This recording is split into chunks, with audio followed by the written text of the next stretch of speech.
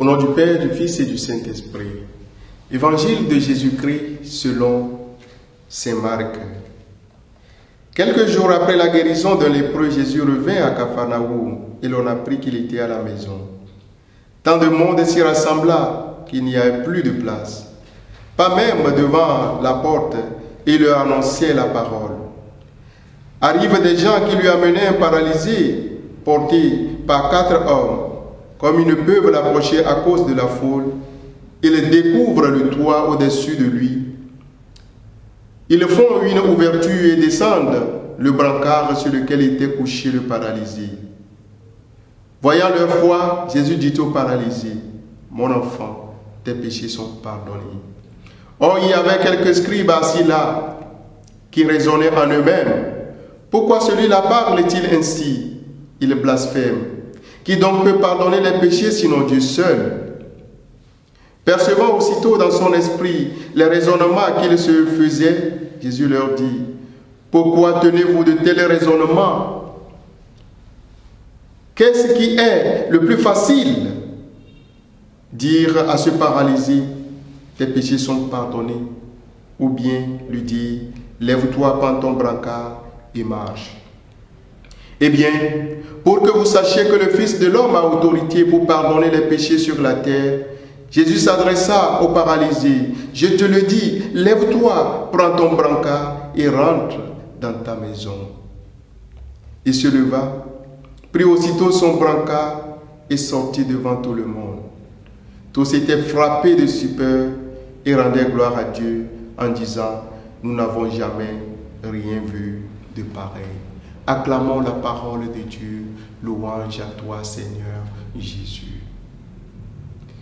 Viens, esprit de vérité, esprit du pardon, esprit de rémission du péché. Purifie-nous de nos péchés et donne-nous de demeurer près de toi. Amen. Bien-aimés dans le Seigneur, loué soit Jésus-Christ. Après la guérison du lépreux, le Seigneur Jésus fit encore une autre guérison qui fut accompagnée de circonstances non moins instructives.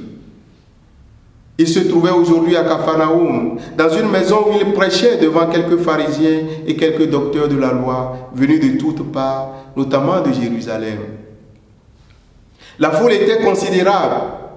Tous n'avaient pu entrer, si bien que les avenues en étaient encombrées.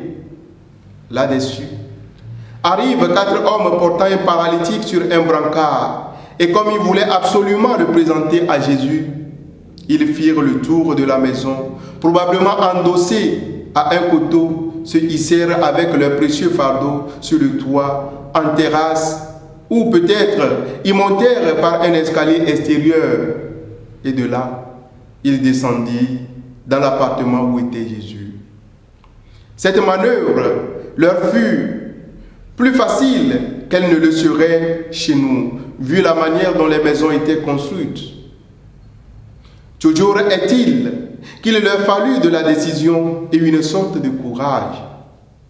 Aussi, l'Évangile fait-il hautement l'éloge de leur foi.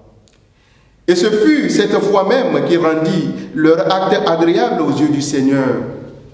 Et pour le leur témoigner, il commença par dire au paralytique, « Homme, tes péchés te sont pardonnés. » On ne saurait douter, d'après cela, que le paralytique ne fût venu chercher auprès du Christ la paix de son âme, encore plus que la guérison de son corps.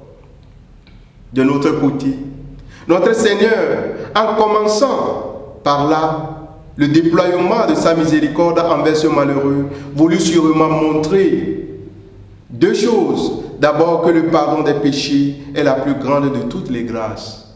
Ensuite, que les guérisons miraculeuses opérées par sa main étaient un signe ou une figure du salut qu'il est venu nous apporter. Bien-aimés dans le Seigneur, ce qui venait de se passer tourna magnifiquement à la gloire de Dieu, tandis que le paralytique s'en allait, le cœur plein d'amour et d'action de grâce, les spectateurs de cette scène admirable, hors d'eux-mêmes et saisis d'effroi, disaient, nous avons vu aujourd'hui des choses étranges, car ils venaient de voir un homme qui pardonnait les péchés. Bien-aimés dans le Seigneur, Cet évangile nous apprend que la foi est la clé de tout miracle. Aussi, nous apprend-il la nécessité de la rémission des péchés qui nous accorde non seulement la santé physique, mais aussi et surtout la paix de notre âme. Bien-aimé dans le Seigneur, confesse à Dieu tes péchés pour obtenir de lui son pardon, qui te guérira des maux dont tu souffres depuis fort longtemps. Et que Dieu Tout-Puissant vous bénisse, le Père, le Fils et le Saint-Esprit. Donne ta vie à Dieu.